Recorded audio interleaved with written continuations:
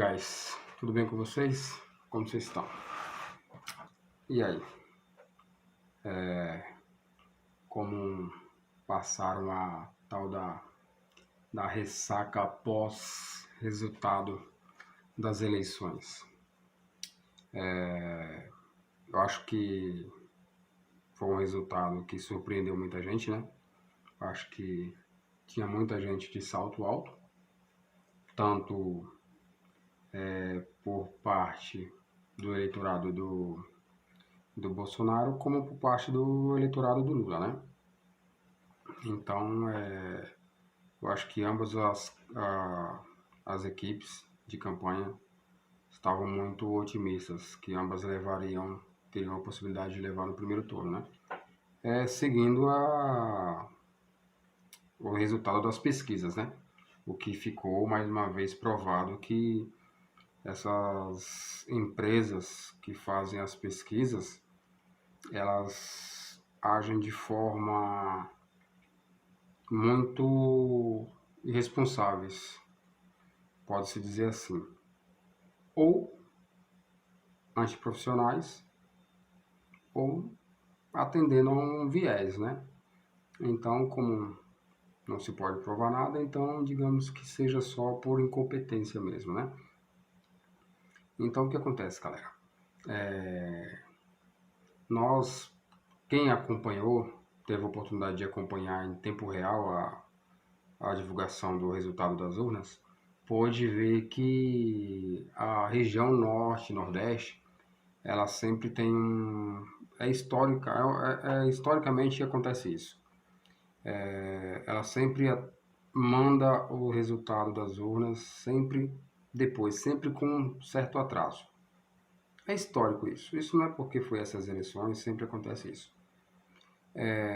E como já era de se esperar, o candidato Lula, ele teve uma votação muito expressiva no Nordeste.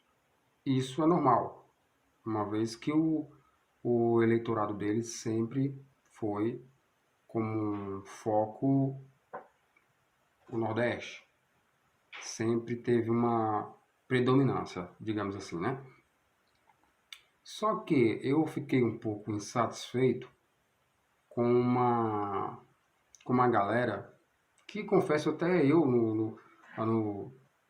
nos primeiros 5 minutos eu também fiquei um pouco decepcionado, fiquei e estou, mas isso não me dá o direito de querer ofender uma, uma classe só porque eu não gostei do resultado. Nós sabemos que dos saques que o PT fez no país, da destruição econômica, ética e moral que o PT e Lula trouxeram para o nosso país. Mas nós somos privilegiados por estarmos nas capitais. É diferente para as pessoas que moram no norte, nordeste, em regiões que muitas vezes as informações são chegadas através de pessoas que têm interesses. E essa tese de que as pessoas criticar o nordestino por ele ter feito uma escolha, ele pode, no nosso entendimento, não ter feito uma escolha boa, mas tem N razões por isso. É a questão de que lá no passado ninguém olhava para o Nordeste, e bem ou mal o Lula fez isso, bem ou mal ele fez isso. Tem a questão da desinformação. Eu acredito que uma média de 70% do eleitorado do Lula não tem, como se diz, um acesso à informação em tempo real como nós temos aqui. Eu estou em São Paulo, sou nordestino, do sertão baiano. Se eu estivesse lá, certamente, eu não sei se eu votaria nele. Talvez sim, porque as situações, as questões não são todos, mas tem uma grande maioria que não tem uma escolaridade legal, não tem uma formação legal. a informação não chega bacana. Então, geralmente, quem traz a informação geralmente é alguém que tem um certo conhecimento, e aí as pessoas compram a ideia daquela pessoa como se nada mais valesse após a opinião daquela pessoa. E muitas vezes é um representante de alguma coisa, da comunidade, ou isso, algo do tipo. E fica muito difícil. Então eu gostaria de pedir, eu queria muito que as pessoas tivessem um, um pouco mais de lucidez e entendessem que nós vivemos em um país de dimensões continentais, onde a sombra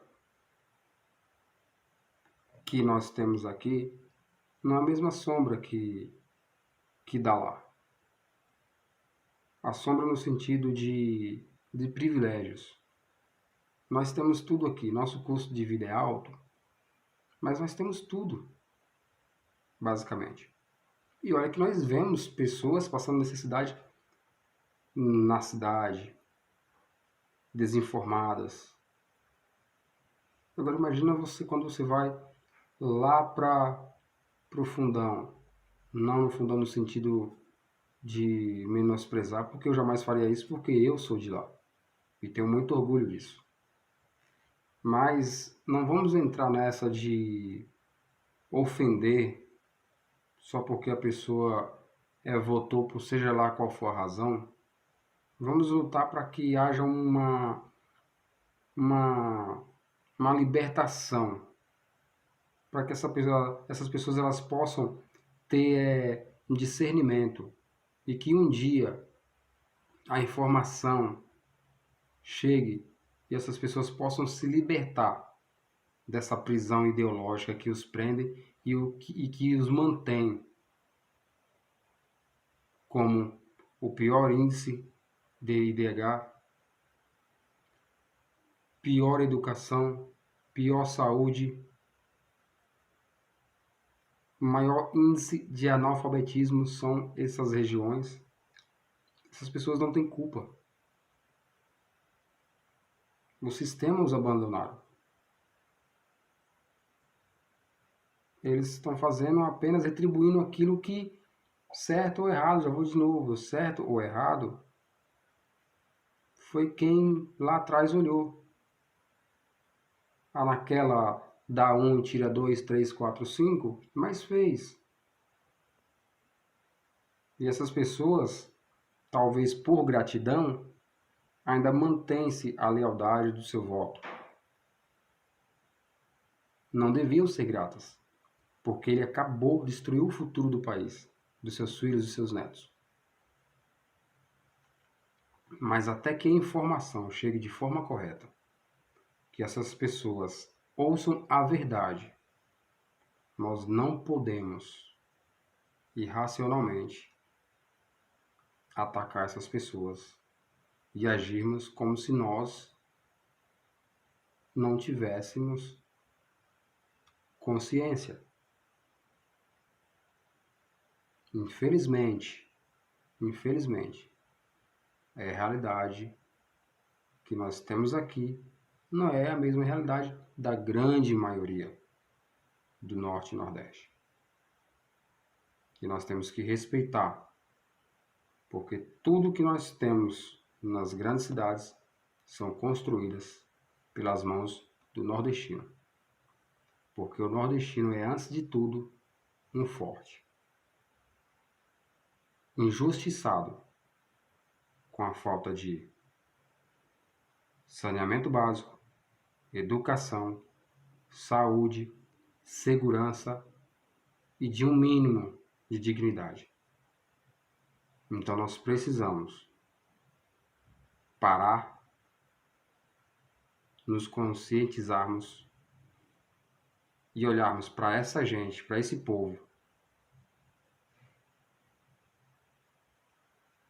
com um olhar de pessoas que precisam da gente e que a gente precisa deles, independente de qual seja a sua, a dele, a minha ou a nossa ideologia. Tá bom, galera? Eu acho que nós devemos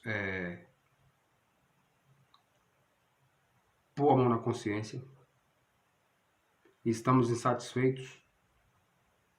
É uma vergonha para um país como o nosso termos como um possível presidente o maior corrupto da história da República. É vergonhoso.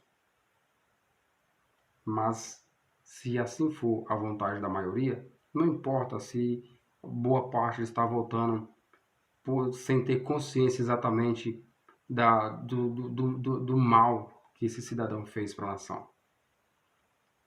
Mas que nós possamos trabalhar incessantemente para que essa história mude. E sim, a educação venha a ser algo priorizado na nossa sociedade, no nosso país, para que futuramente o nosso voto, nossos representantes possam ser escolhidos com isso aqui e não com isso aqui. Tá bom, galera? Vamos lá, vamos ser mais conscientes, respeitosos e não vamos cair nessa da esquerda de querer atacar, ofender o nordestino, porque eu já estou vendo já a esquerda já usando isso para atacar, para fazer campanha contra o atual presidente. Tá bom? Que qualquer um que defenda o atual governo, eles querem classificá-lo como, rotulá-lo como um antidemocrático, um radical, um possível atentador às democracias. Então, que nós possamos nos colocar apenas em espírito de oração, pedir a Deus para Deus conduzir esses últimos 30, 28 dias de campanha e que o brasileiro possa ser direcionado pela mão de Deus na hora de escolher o seu voto. Tá bom, galera? Fica com Deus. Até o próximo vídeo.